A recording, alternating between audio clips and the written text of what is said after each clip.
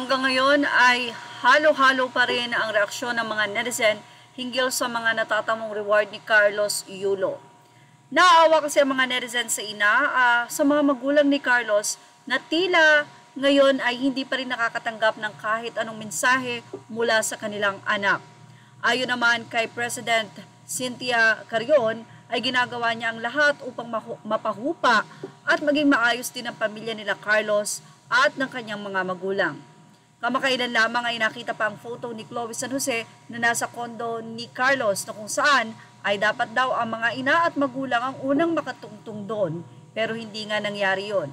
Pati ang nasabi nga pong reward na ibinigay ng Chooks to Go ay nadamay din ng company dahil ayon nga sa ilan, ungrateful son itong si Carlos. Anyway, sabi nga natin may panahon talaga ang pag-heal. Hindi siguro ngayon, pero bukas maaari.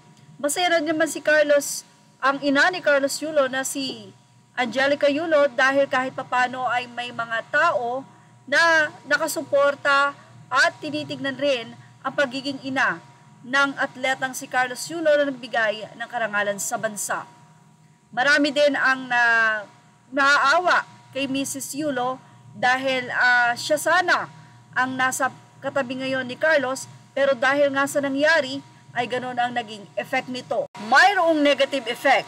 Ito ay nang mahati ang mga tao sa paniniwala na ungrateful son itong si Carlos.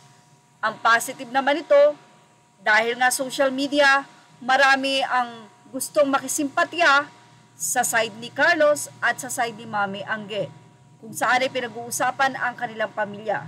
Ganun pa man, sabi nga natin, sila pa rin ang gagawa ng kanilang paraan upang maayos ang kanilang pamilya.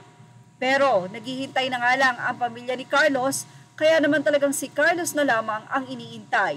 Pakiusap nga ni Chavit na umuwi na ito at patawarin na ang magulang at hanggat maaari humingi din ito ng patawad sa kanyang mga magulang. Si Carlos na lang talaga ang hinihintay.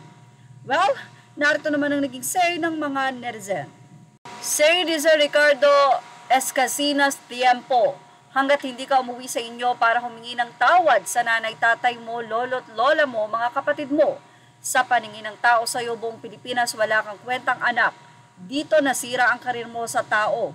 Ikaw ang bad influence sa mga kabataan, Carlos Yulo. Maliban lang kung magpakumbaba ka na, baka sakaling magbago pa ang isip ng mga tao sa iyo. Hindi ka na sisiraan sa pagkatao mo. Love your parents sa buong puso at kaluluwa mo. Higit sa lahat, ang Diyos na may-ari sa buhay nating lahat. Say naman ni Norman Verdadero, nawalan ako ng gana kay Carlos Yulo. Hindi marunong tumanaw ng utang na loob sa magulang. Si Virginia ay dinepensa naman si Carlos. Aniya, kung hindi po kayo proud, wag na lang kayong mag-comment. Yung pagiging disloyalty ni mother sa pag-comment, she is proud to Japan, not in the Philippines. Kaloy really loves our nation, so don't judge him. Ang alam yun, yung ayaw ng anak na si Kaloy, buong Pilipinas pinahiya niya for not cheering him. I know Kaloy has a lot of very good advisor. Sana maintindihan po natin siya, not just a money. Marami talaga ang nanghihinayang, lalo na't marami ng pera si Carlos. Anila, sayang ka kung hindi mo mamahalin ang nanay mo. Wala ka dito sa mundo kung wala ang nanay mo. Narito naman ang mahabang mensahe ni Louie Ala Panaligan. Perhaps this can help us refrain from judging someone.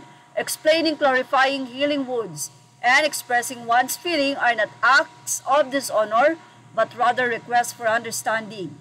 We are all equal in God's eyes, and He gave us life. We will all be both children and parents. Comparing someone to another is definitely wrong because we all have our own differences in life.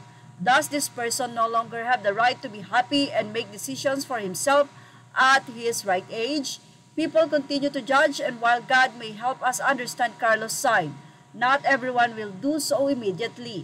Processing, as depicted in the scriptures, takes time. A deep wound caused by a recent event requires time to heal, and no one truly understands what someone is going through, especially if it is recent. This does not mean we should disregard the person who caused the pain. Both sides have valid reasons and deserve respect, love, and understanding. While people across the nation criticize you as a bad son, they fail to see the honor you bring to the country. Instead, everyone focuses on money and questions your decisions, manipulating your feelings and actions. We all have our own mistakes. Instead of judging others, let us reflect on our own shortcoming and seek forgiveness from God for our judgments. Andiyan na nga ang ating Showbiz Now update. Images are all credit to the rightful owners. Thank you for watching Showbiz Now.